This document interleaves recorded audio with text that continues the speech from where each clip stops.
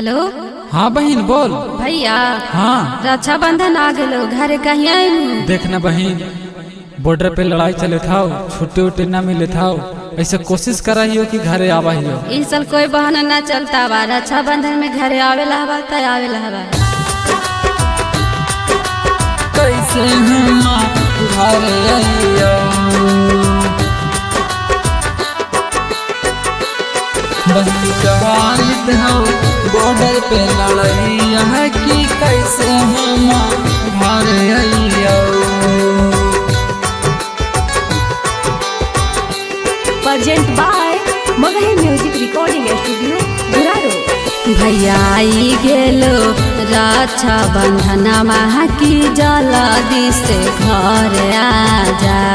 भैया आई गेलो रक्षाबंधन माह की जल्दी से घर आजा, कि जल्दी से घर आजा, कि जल्दी से घर आजा।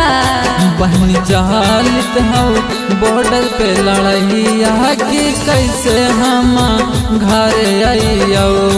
बहन चाहत हो बॉर्डर पे लड़ाई कि कैसे हम घर आइयो।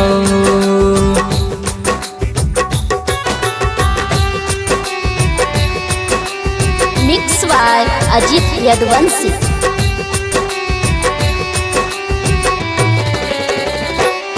बहन चाहत हो बॉर्डर पे लड़ाई कि कैसे हम घर आइयो।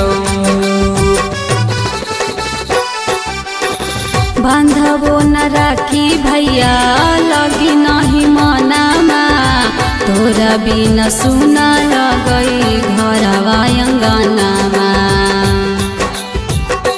हाँ हाँ कैसे समझियो बहनी, हियो मजबूर गे, आबे के कोशिश बहन करबो जरूर गे।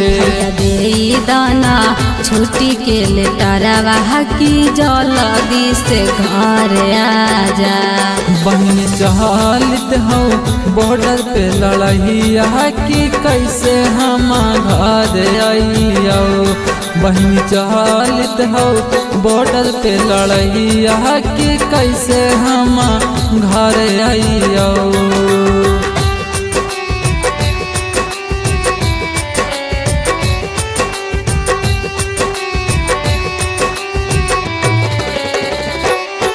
बहन चाहत हो बॉर्डर पे लड़ाई कि कैसे हम घर आइयो। हर साल बंधनी भैया रखिया कलाई में, कब तक रहवा भैया बॉर्डर के लड़ाई में। हाँ हाँ पहला मधु सत्या के बतिया तू मान गे, होना में पाबंदियाँ रखी धीरज बांध गे।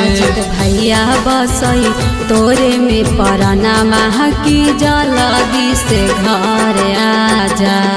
बहन चाहत हो बॉर्डर पे लड़ाई कि कैसे हम घर आइयो।